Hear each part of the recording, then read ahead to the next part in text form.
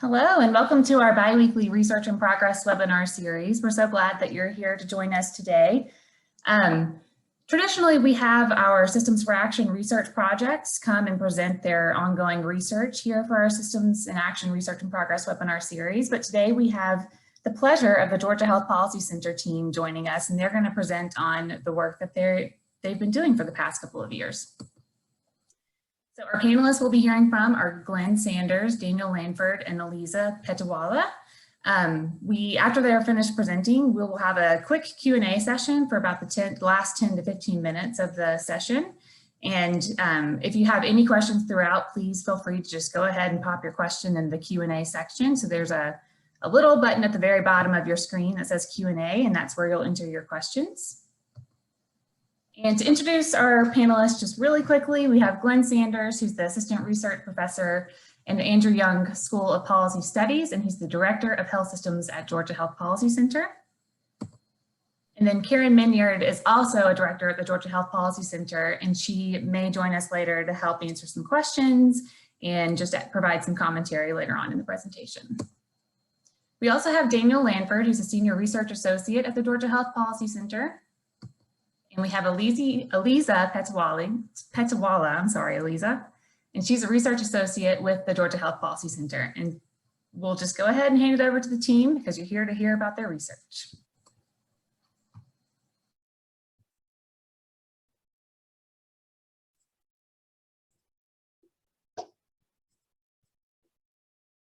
Thanks so much, Carrington. And thanks to the S4A team for inviting us to share a little bit about our work. Sometimes when we're out in the world talking to folks in the field, there's a little bit of confusion about systems for action and aligning systems for health, probably because we both have systems in our name. And hopefully by the end of today, you'll see a little bit of the differences of the two different programs. We are both very fortunate to be supported by the Robert Wood Johnson Foundation, and our work at Aligning Systems for Health has gone on for just about 2 years now. So we've learned quite a bit along the way, and we're excited to share some of that with you today. So we are a coordinating center for the Robert Wood Johnson Foundation, and we have three main things that the foundation charges us to do. We like to say that our main mission is learning about aligning. The foundation has a number of grants and grantees that are learning about different aspects of aligning. And our work is to kind of pull some of that together and raise up what are we learning kind of at that higher level. So the first thing that we do is synthesize existing research.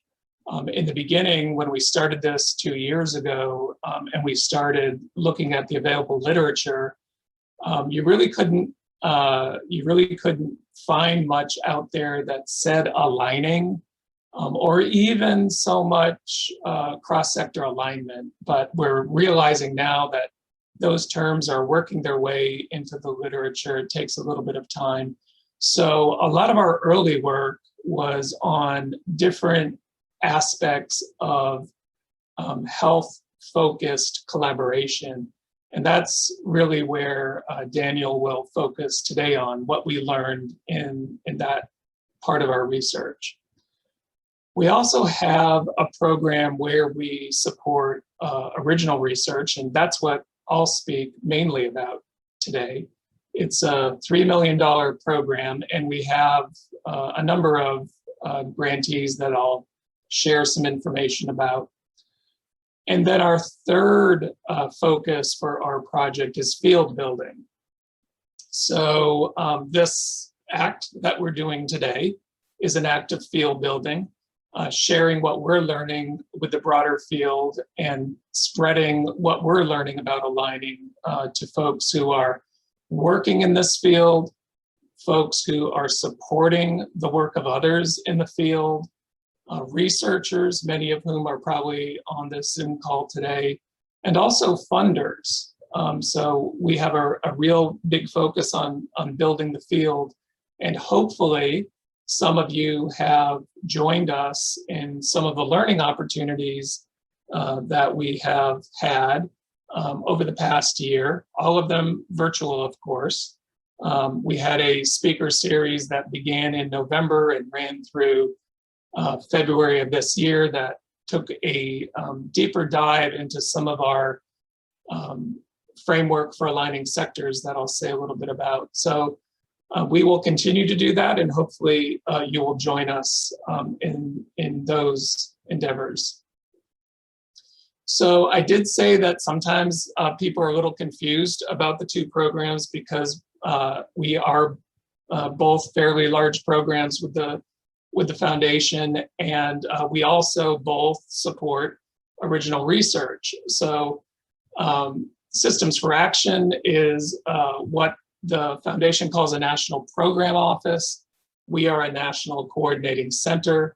And I think what is probably the biggest difference between the two programs is that Systems for Action has a more narrow focus on original research, on aligning the delivery and financing systems. And ours, as I said, is much more broad, learning all that we can about aligning in general. And of course, each of us is advised by different kinds of national advisory committees, but we're similar, yet we're different. One probably has a more narrow focus, one has a much broader focus. We also like to say that our work is, all the work that we do is part of a learning system.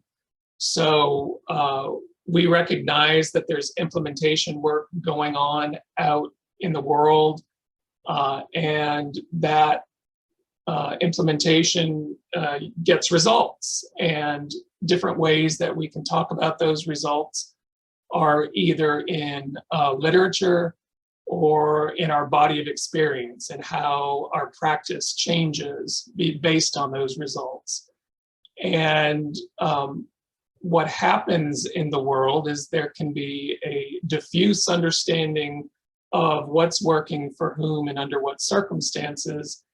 And we see our role in the coordinating center to kind of consolidate that learning and disseminate that back out to the field. And I'll be speaking about this directly at the end of my talk.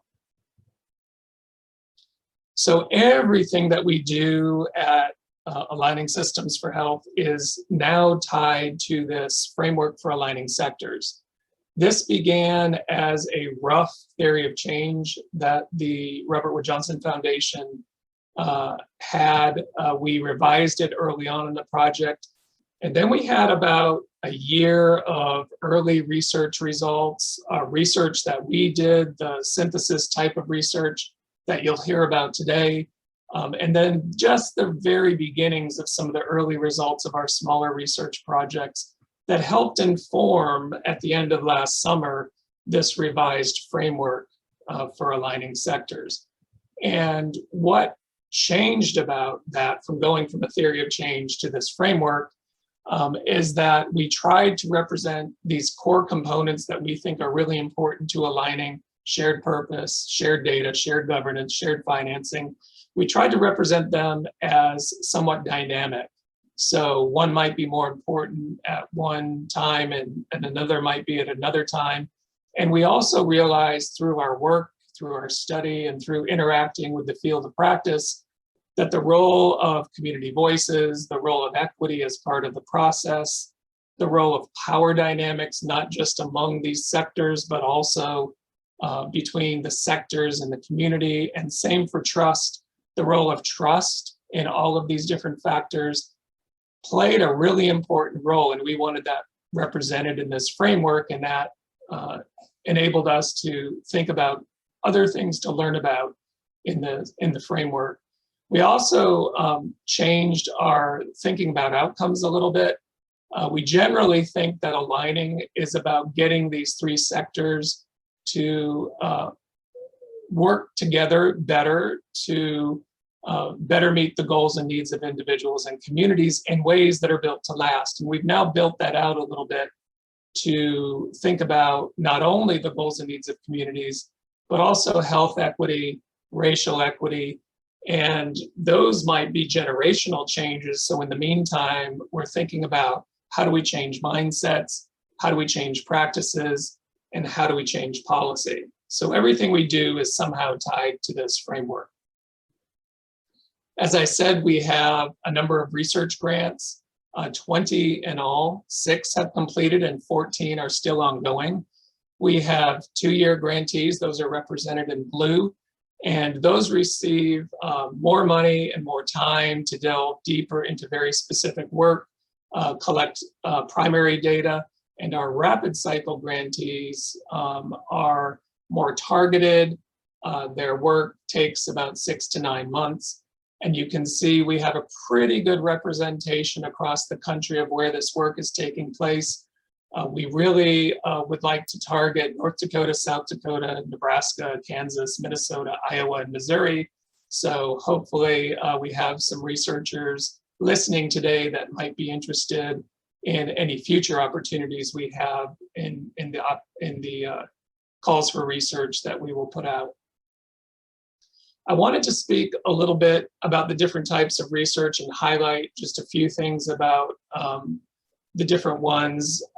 These were the first 6 rapid cycle grantees that we got up and running really early in the project. So at that stage, we were still working with the theory of change, and we were wanting to know about these core components.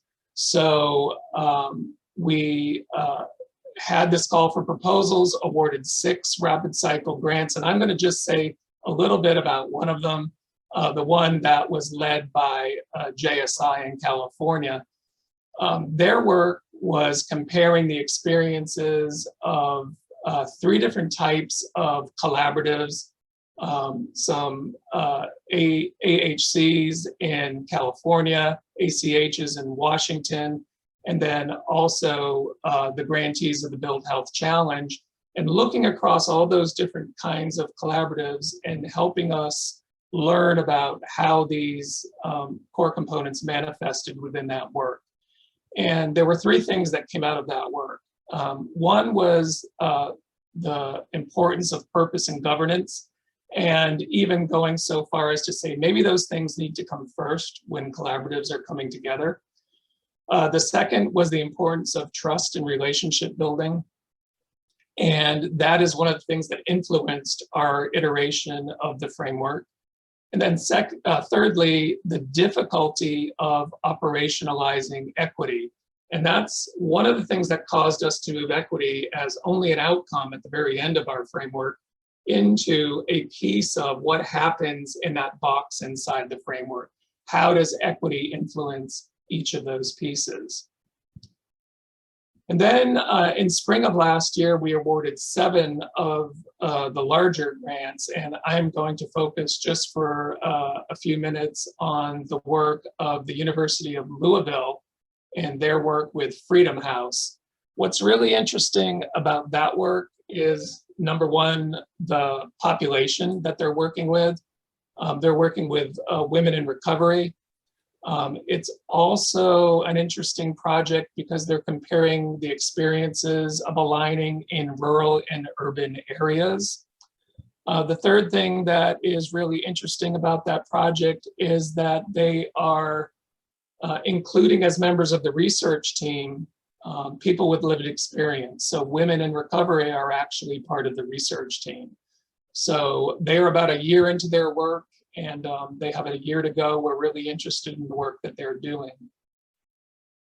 Last March, of course, COVID-19 hit, and we saw this as an opportunity to leverage some learning around aligning and what happens when there's a crisis. So we awarded 4 awards during that time. I'm going to focus just a little bit on the work of University of California, Berkeley. What's interesting about their work is that it enables us to test the idea that having strong alignment in place prior to anything happening creates resilience when faced with shocks to the system, such as COVID-19. So that's what they're actually looking at in their work with Community Connect in the San Francisco Bay Area. Their work is coming to a close, and actually all of our COVID-19 grantees, the 4 of them, will be doing a special session at the Academy Health annual research meeting this year, so you can hear a little bit more about their results then. And then the final group is one that we've just onboarded. It's a smaller group, and it's helping us to learn about measuring these different things in aligning. And I'll just focus just a second on the Public Health Innovations Lab at Public Health Institute. We're very fortunate to have them working with us because they are working to test and validate over 200 quantitative and qualitative measures of cross-sector alignment.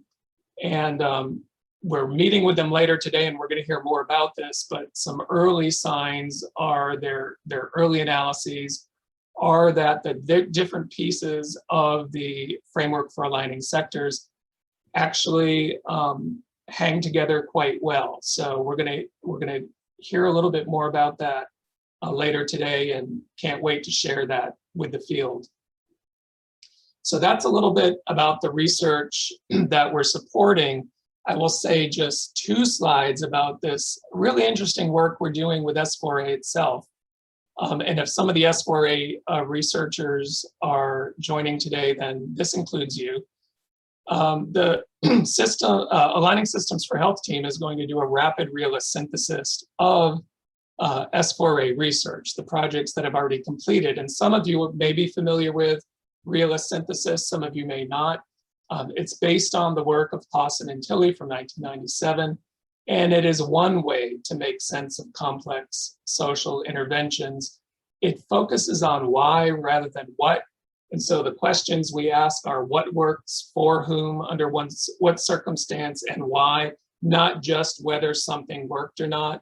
And we talk in terms of 3 things: the context that the event happens in, the mechanism, what takes place. There are 2 pieces to mechanism: the resources that were put into the project, and also the reasoning, the way people reacted to those resources, and what outcomes came out of that work. So we are going to attempt to make sense of those CMO patterns, and the way we do that is to first define the scope of what we're going to be doing, and I think we're looking at 17 projects that have already been completed, and then we'll work in developing research questions, and we'll do that by engaging some of the folks that actually worked on these projects and the folks at S4A. That's one of the things that makes realist synthesis a little bit different. From there, we'll develop theory statements, extract, analyze, and synthesize the data, and conduct sense making. And that's when we'll bring folks back in to help us make sense of the data that we see. So we're really interested in that, to kind of raise up the work of S4A and see across all these different projects, what are some of the things that we can say in common about them. So I am now going to turn the presentation over to Daniel Lanford, and he's going to talk a little bit about the first scoping review that we did that's just about to be published, that focused on the 4 core components of aligning. Daniel, take it away. Hey folks, I'm Daniel here at the Georgia Health Policy Center. I'm a senior research associate here, and I've been working on synthesizing the information that's out there, and we've been doing a lot of things with that. One of those is reviewing it so we can put it back out there for your information, but also as something that everyone can build from, to make this conversation a community conversation, one that people in practice and research can develop over time. All right, so it's a scoping review of Aligning's 4 core components. The paper, this was some of our earlier work on the Aligning Systems for Health project. This is kind of one of the places we started to inform some of our grants. We did a report, we published that report, we put it through the peer review process, It hasn't come out yet. It's still forthcoming. Any second it'll come out. But please do not hesitate to reach out. We'll be more than happy to share a copy upon request. And so I'm hoping I'll get lots of requests today from folks that are working in this space that might be able to include this in your conversation or build on this conversation in your own work. All right, let's go to the next slide. All right, so where did this come from? Where did this work come from? So there's been this rising interest in the social determinants of health, which implies that you're going to have to go beyond healthcare, right, into public health, social services, a variety of sectors. Lots of people moving in this direction, but at breakneck speed in terms of practice, in terms of policy, everybody's moving in this direction. Making sense of it, especially as a field, as an idea itself, is something that is in some ways in still a preliminary phase. And so part of this work was to bring this work together. It's a scoping review, right? So what is the field and what can we learn as far as like some themes that are out there? How can we summarize what's out there? And how do we come up with questions that the field can go on to answer? So if you're looking for productive question to answer, or if you're looking for ideas, the scoping review is going to be good for all sorts of those things: learning, sharing across the field, and ideally improving the outcomes that we're targeting. So that's the impetus. Can we go to the next slide?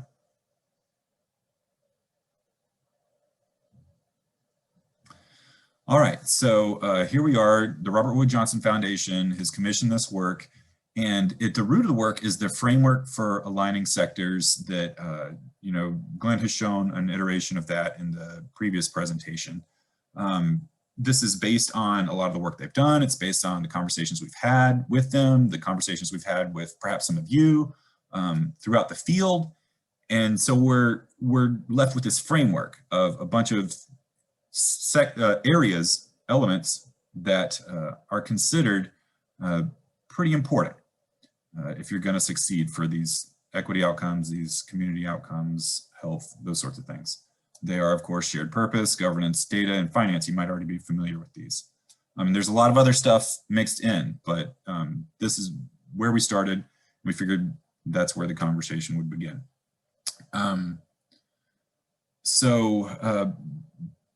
While we've got these big areas, there's a lot going in within each of these. There's a lot that's been spoken about each of them. There's a lot that's been said or understood or theorized about all of them.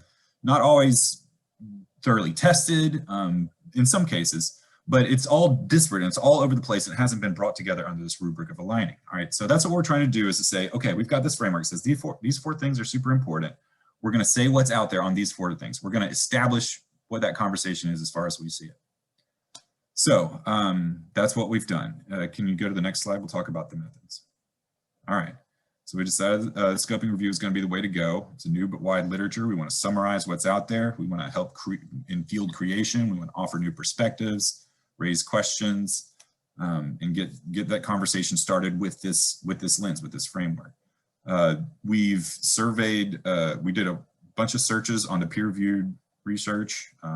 Anything that having to do with multiple sectors, anything having to do with collaboration across those sectors in the field of health-oriented cross-sector collaboration. Because again, aligning, the phrase aligning, still kind of emerging out there, but what people have been doing for a while is collaboration. So we started our search there. We also drew together all the reports, the briefs that were coming out of all the associations, all the partners that we're working with at the Georgia Health Policy Center, at RWJF, drew all that information together in order to have what's the cutting edge material that's out there.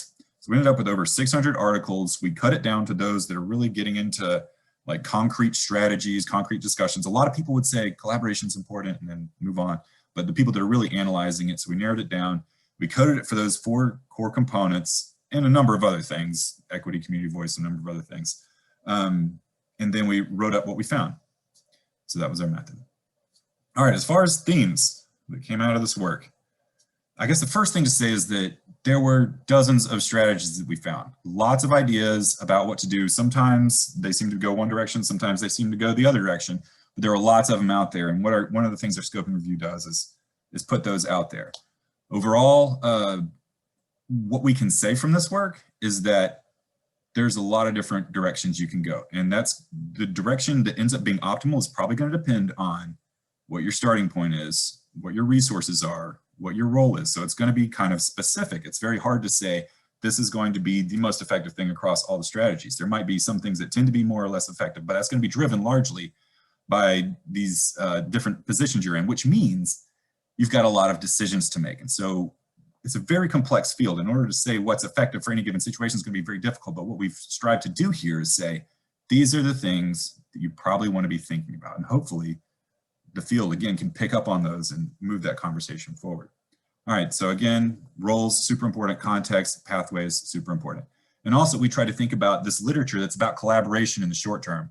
Like, what are the implications? How are people talking about this stuff in terms of time and how it's sustained over time? Because we really want to move to something where we're thinking about collaboration over time, but really more aligning of these systems in communities. We're trying to move in that space. So how does that change our thinking?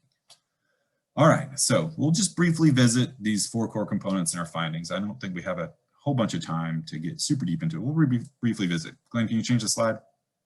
All right, shared purpose. Some of the things that came up, and again, there were bunches of things in each one of these, so I'll just go over some of them briefly. Changes over time. Shared purpose might start in one place as you continue your collaboration over time. Your partners are going to evolve. Time will change, right? Things change in time. Your shared purpose may have to change as well. There is a shared purpose, but people have their own goals. You're going to have to keep that kind of stuff in mind. It's a balance, a strategy, a decision. There's going to be formal development and informal development. And, you know, it's one of those things where we think, all right, how do we structure a good plan? But we're going to have to think about the informalities as well. Also thinking about how we incorporate the communities into the shared purpose and how that informs the cyclical nature of it all. And that's something that a lot of people talked about. So I guess those are the main points I want to cover there. Let's go on to the next one. All right, governance. A lot of stuff in governance. Governance can be seen a lot of different ways. We broke it up into institution building and thinking about roles specifically. As far as institutions go, there are a lot of decisions people are having to make about whether to institutionalize or not. Again, the knee-jerk reaction might be we've got to institutionalize, but you might not have the resources for it. It might get in the way of some things. It takes time. Maybe over time, institutionalization is important, but at the same time, you got to be prepared to change. All right, as far as roles, we've identified a couple different roles, and these are more or less what people are thinking anyway. This is drawn out of literature, right? But to sort of think about how you look at this through these different perspectives that we think is important, it's going to influence how you strategize and how you react to these decision points. You've got a lot of thinking to do about staff and community empowerment. That's something that was brought out there that I think is worth highlighting. And a lot of people talked about leadership, strong leadership especially. But what is strong leadership? Very rarely defined. In fact, you can interpret it 2 different ways: very strong directive leadership or facilitative leadership. We saw both of those. And you're going to have to think about what's most appropriate in your given situation. So another strategy point. What's next? All right, data. Lots going on with data. Again, it can get really complex, and that's kind of one of the first things we drew out. It can be very resource intensive. So you're going to have to think about how many resources you've got that you can put in there. Ideally, you've got stuff linked up, automated, you got feedback loops, everything's really smooth. You might make things easier in the long run, but it's going to be hard to get there for a lot of people. Maybe just something as simple as sharing a spreadsheet is what you need to do. So you got to really think about that. Again, getting those feedback loops going, useful if you can do it. Are you using your data to strengthen your collaboration, to build a case with communities and investors? Are you going after the hard to measure concepts like actual outcomes? It's something you're going to probably want to negotiate over time or think about, like in the short term, are you getting the processes? Are you getting the quick wins?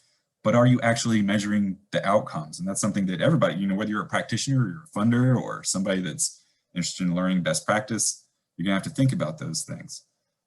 Getting permissions, there's a lot, that can be extremely difficult. People brought this up again and again and again to the point where it became obvious that whoever was writing these papers hadn't thought about it to begin with. They were saying, this is a big light bulb. So hopefully they've learned the lesson the hard way. You don't have to. This is gonna take a lot of effort to get these data systems going, especially if you have to get permissions for individual data. Transparency can help get people on board. Of course, you got to be careful with the transparent data, but as far as building that legitimacy, it's something you're going to want to think about. Let's go to the next slide. All right, finance.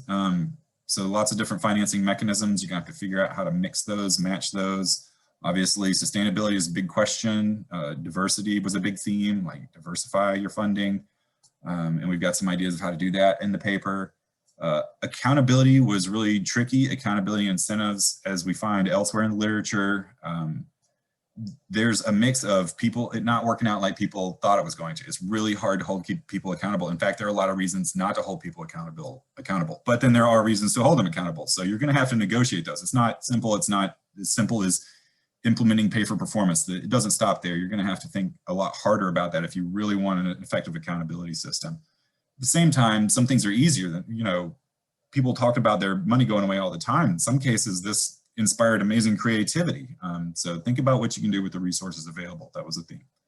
And of course, this is another thing that came out that was sort of a light bulb to us, maybe not to you, but to us it was, but you can use your community engagement and the legitimacy that you're building with the communities by doing this right, with community voice, with an equity focus, all that kind of stuff, to help improve your financial situation. So that's something else that we drew out to consider. Can we go to the next slide? All right, so overall, let's think about the findings.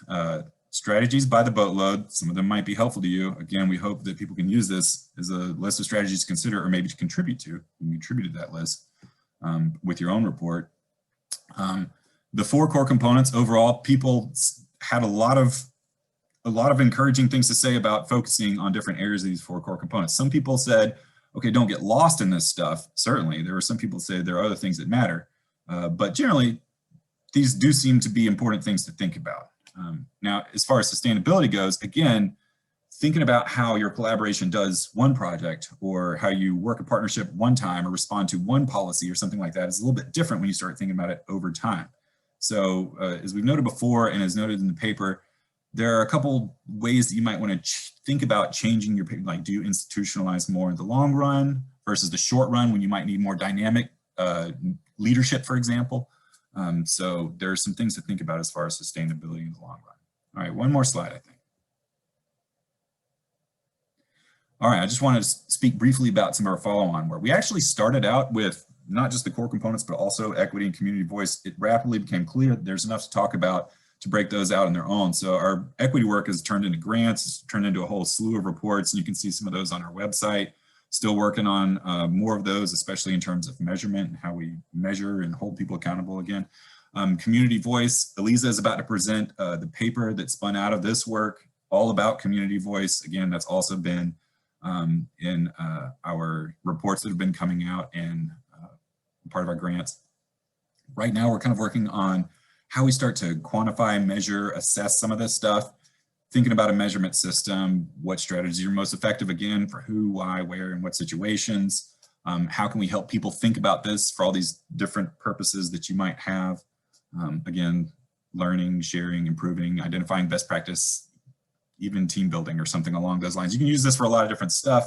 So that's where we're at right now, is taking this stuff and thinking about those kind of things. Always interested in ideas for that if you've got stuff for that in the discussion. And that's what I've got for the presentation today.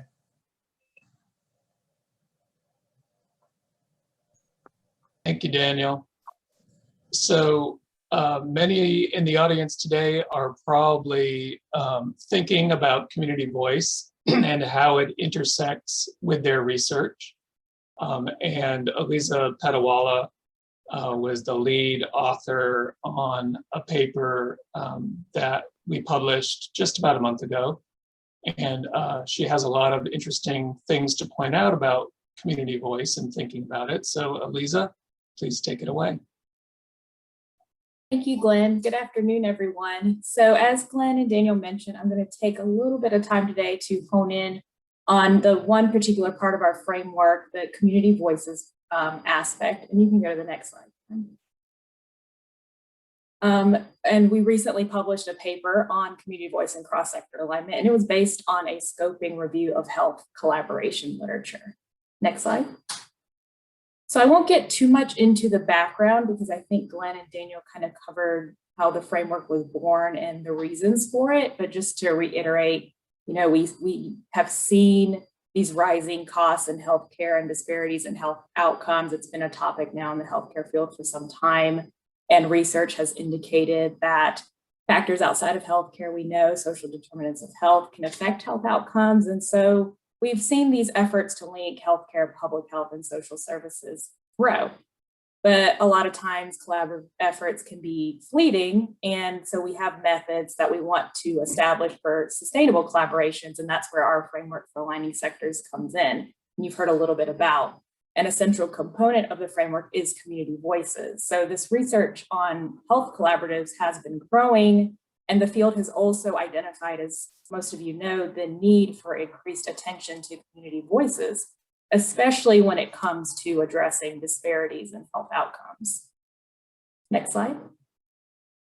So our research was born, and our research questions, the purpose was to build on early efforts to define community voice within this context of health collaboratives. So we wanted to identify specific community voice engagement strategies along a spectrum of empowerment. We wanted to draw out implications for sustainable cross-sector alignment. And so we're using community voice kind of as a catch-all term, and we're referring to it as the ways in which organizations and community members are working together to address community issues. Next slide. So just to go a little bit over the methods we use for the scoping review, we identified 36 papers that discuss community voice within health-oriented collaborations. So we collected data through 2 phases, and Daniel talked a little bit about that phase 1 of identifying papers from our broader literature review on health-oriented cross-sector collaborations. And phase 2 was narrowing down that set of papers to those that specifically talked about community voice in a substantial way. And when we say substantial, we mean that the paper addressed community voice or a similar concept and elaborated on why it was important, or discussed how community voice might come to be, or it assessed what it might produce, or it examined what it might entail. So after getting those documents, we coded information from those documents in vivo. Next slide. So our results, we found that there are several conceptions of community voice. So there are several terms that were used interchangeably in the literature. For example, community engagement, community agency, community participation, they're all used in the lit and they kind of used interchangeably. And there were a few formal definitions for community voice, at least within this body of literature. We didn't find one term or definition being particularly more useful than the other. However, that kind of points to the need to explicate definitions in the future. There were also 3 distinct dimensions through which community voice was discussed. The 3 were the bounds used to define community versus consumer voice, the population composing community voice, and the depth of community voice strategies. So with the bounds used to define community voice, we saw that community and consumer were also many times used interchangeably. Consumer tends to reference users of healthcare services or those with lived experience, while community tends to reference groups of people in a bounded geographic location. But those 2 terms have distinct implications, and so using them interchangeably can be problematic for research when they're used in that way. We also found that there was a wide range of the population composing community voice. So that can include those in a specific geographic location.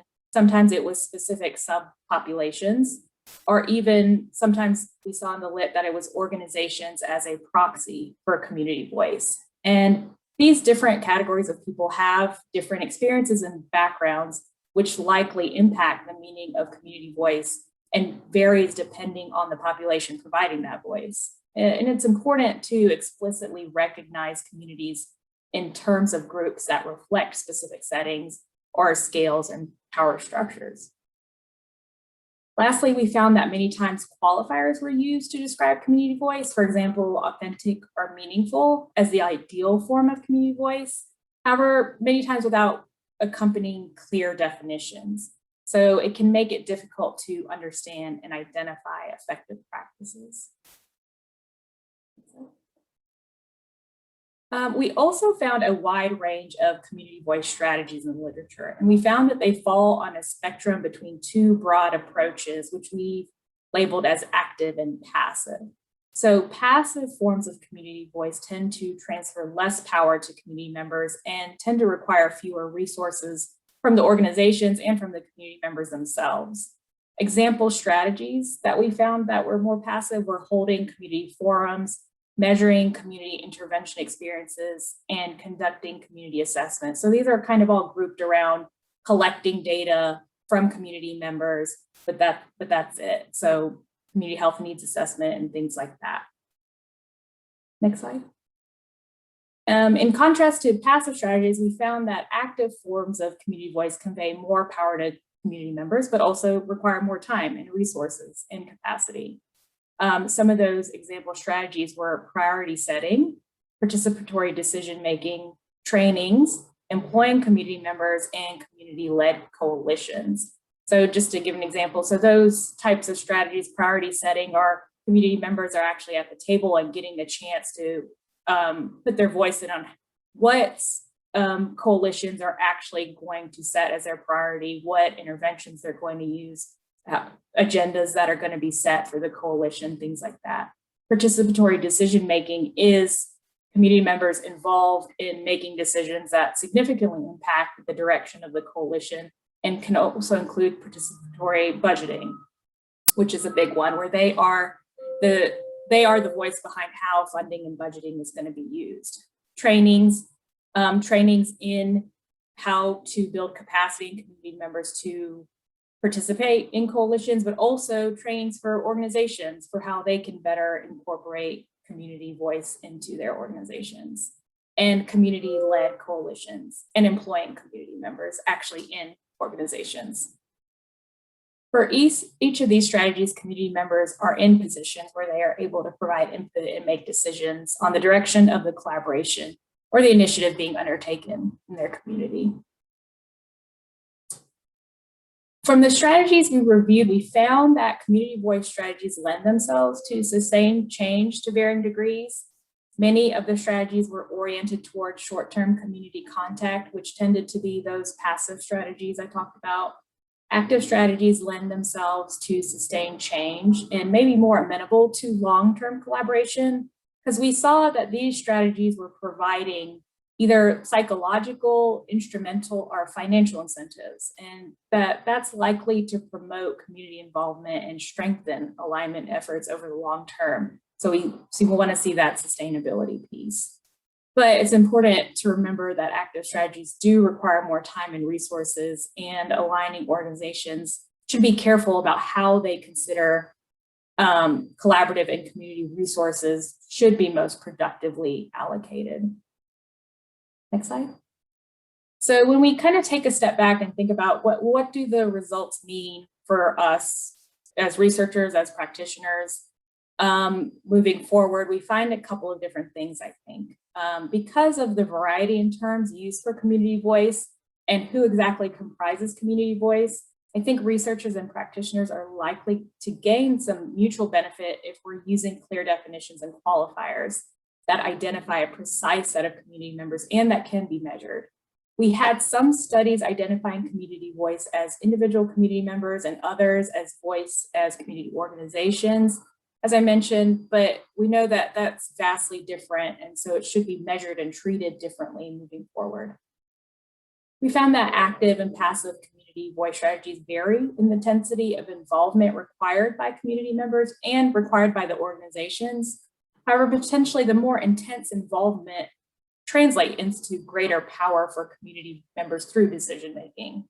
Organizations may want to start considering how they facilitate more intense involvement from communities and what the shifts in mindsets that are going to be required. For example, what is fair compensation for community members' time and efforts?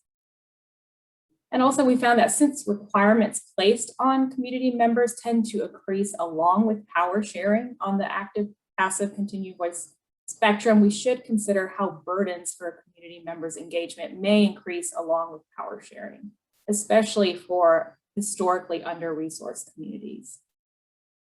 Next slide. So based on our results, there are also certain areas for future research that I think can strengthen what we know about community voice in collaborative settings.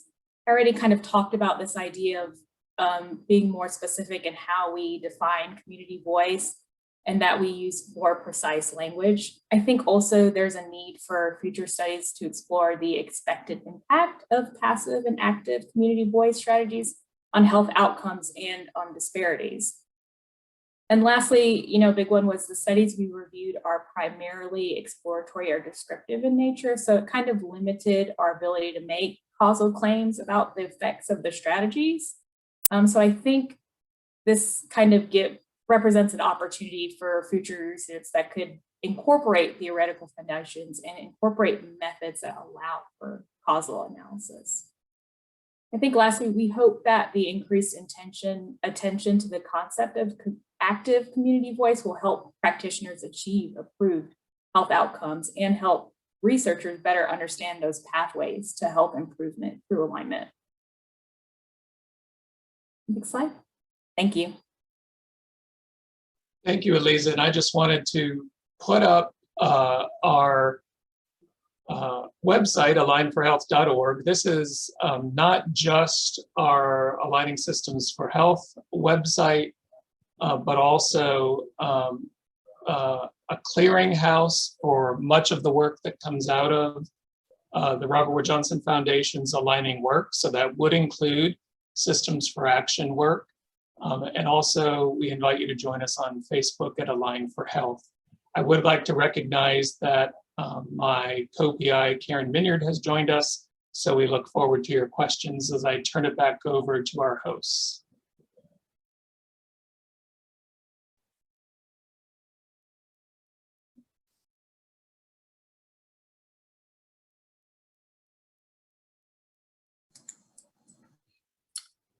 Fantastic. So I think we are open for questions, discussions, and comment, and encourage people who are with us on the online portion of today's event to feel free to use the Q&A box, type your questions in, and we will work our way through these questions.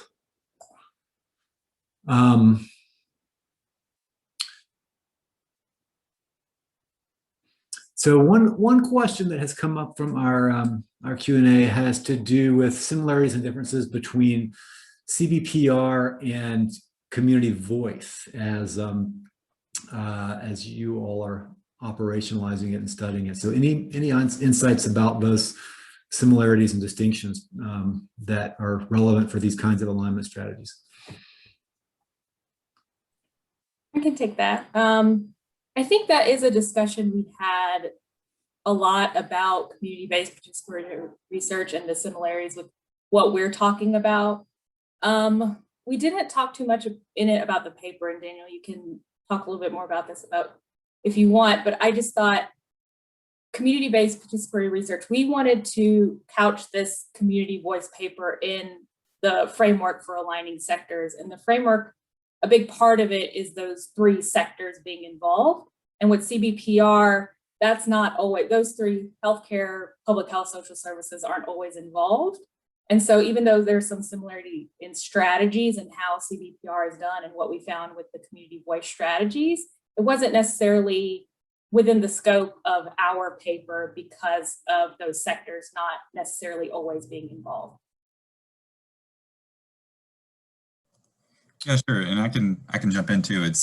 So definitely you would want to take that approach, I'm thinking, as far as, I mean, if you can learn from this and take that approach and then reapply it to evaluation, but also we want to speak to, these everyday processes that are occurring as well, and thinking about those and thinking about where community voice is in those, not just the evaluation process. So definitely a lot of similarities, but we were thinking about how you apply it, like Eliza said, throughout the aligning process, as well as, when you're thinking about evaluating for whatever purpose you might have to evaluate an aligning effort.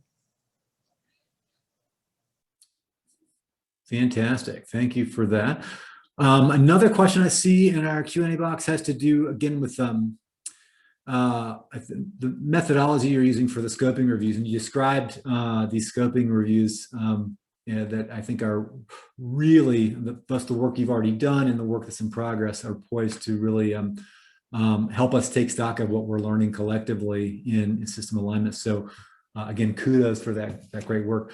But this question has to do with scoping reviews and kind of anchoring on peer-reviewed published findings as opposed to other places where knowledge gets disseminated and archived. And what can you say about the ways that you are kind of hedging against the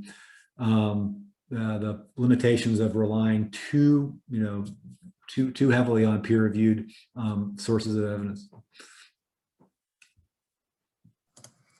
So with each of these scoping reviews, we had actually a couple different approaches, which did involve, of course, the systematic scans of academic search engines. But knowing that, for many different reasons, we wanted to get a variety of perspectives that were out there, we also conducted the same searches in Google just to see what was out there.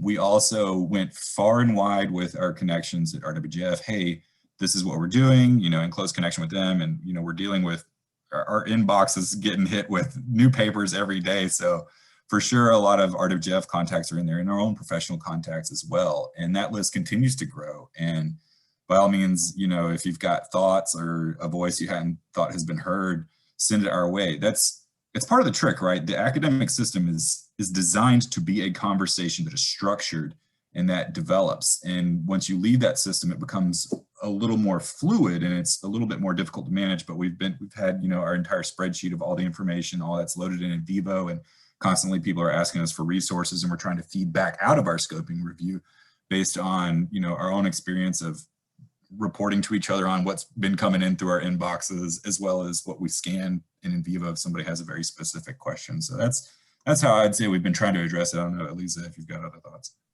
Well, Daniel, I would add that in thinking about publishing the work that you described, it was actually one of the things that we had to negotiate with the reviewers because, as you all might imagine and have experienced, they're very comfortable with us anchoring on the peer-reviewed literature. But when we bring in these two other sources, what we find in the gray literature and also what came across us, the hundreds of documents that came through the foundation and through our partners at the foundation, including S4A, we had to sort of have extra justification for including that. So it presents challenges of its own when we're trying to get that work published.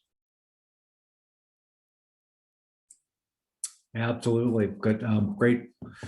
Great thoughts on that front. I think you really are, striking a good balance there by considering these other sources of information that we're all using to disseminate and learn.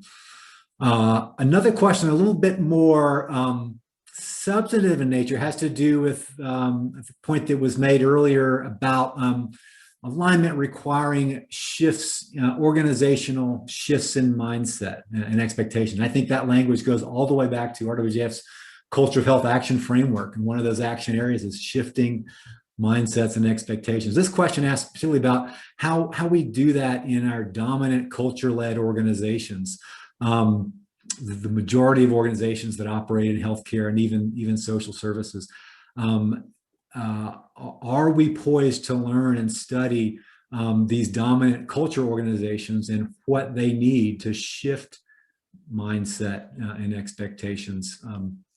Any thoughts on that front? Are the studies that we're funding collectively getting at that? Do they allow us to study what works in that space? Well, and I'm going to see if Karen can come into the conversation. She does a lot of thinking about mindsets and might have some thoughts on that question.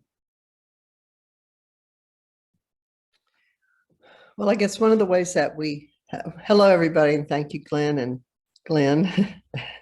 I think one of the things that we think a lot about is this issue of where is there leverage in the system to change? And we use this iceberg in our work that looks at what are the things that you're seeing that are at the tip of the iceberg? What are the patterns? What are the systems? And what is the mindset? And the theory around that is that the hardest to get to, and the most often the hardest to get to, and the most opportunity for leverage is when there's a change in mindset. And so we spend a lot of time in our design of our work and thinking about this is what's the mindset now? What does the mindset need to be in order for people to accomplish what they want to accomplish? And how do you set the context for that mindset change? And that showed up for us as an important component between kind of all the pieces and parts of alignment on the way to the desired outcomes, that there's a path to that is probably going to include some things related to mindset. Fantastic. Thank you for that, Karen. It is a very important, but sometimes tough to get at component of these alignment strategies. Tough to measure, but one that we really need to pay attention to at the heart of the alignment problem here. Another question, where did it go here? I saw it earlier. So one observation that a lot of the alignment strategies that have been talked about seem to be hospital system or healthcare system driven.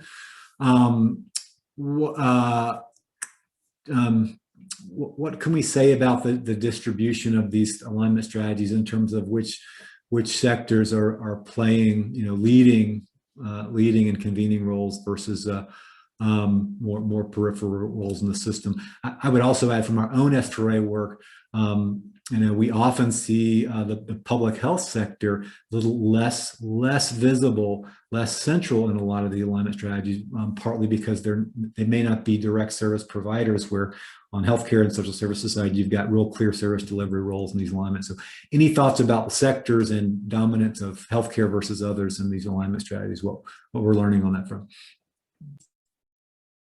Hey, Glenn, I was actually typing an answer to that question when you picked it up. So I stopped typing. In the research that I was describing, the projects,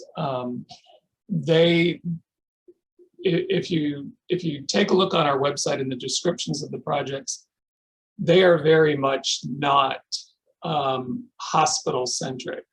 In fact, Karen, Daniel, Aliza can help me think fairly quickly if any of our projects that we've supported are hospital led. In fact, the work that is being done in our larger research grants at the University of South Carolina and the University of Louisville are very much community led. And in fact, in the work, it's been very interesting working with the researchers at the University of South Carolina, because that work is led by a community health worker, and the university researchers take a step back and defer to her in everything.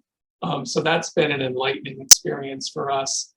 To the larger question of dominance, I came into this work thinking hospitals, if not healthcare in general, are the 800-pound gorilla in this equation, and one that I think we all need to be spending time on thinking about how we can tip that balance. I don't know, Karen, if you had any other thoughts on that. Well, I'm not sure that being the 800-pound gorilla and having probably the most access to resources always translates into being the leader in building alignment, because alignment can originate and be pushed from the different sectors. And so it isn't always obviously led by healthcare, but I think the way Glenn described it is he came in thinking a certain way and now seeing that the dynamic is not, and the dynamic is shifting even right now. I mean, this concept of community voices is becoming more and more a part of what everybody's thinking about, or consumer voice also. So I think that the social, personal service, community side of things is emerging with a lot of power. And I don't know what to say about public health. I mean, public health has played a big role in our lives for the last little over a year, and I'm sure is going to emerge playing even maybe different roles than before. So that's to be seen, I think. Fantastic. Well, I know we are at the end of our hour, still lots more to talk about. We've only just seen the tip of the iceberg in terms of the Aligning Systems for Health initiative. So I want to encourage everybody to get on the Aligning Systems for Health website, browse. There's more great resources and tools. Feel free to contact our speakers today and others there, or reach out to us at Systems for Action, and we can help connect you to get some of these additional questions answered and to learn more about the great work that's happening there.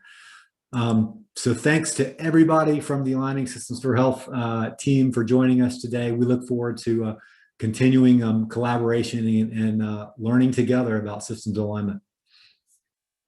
So long, everybody.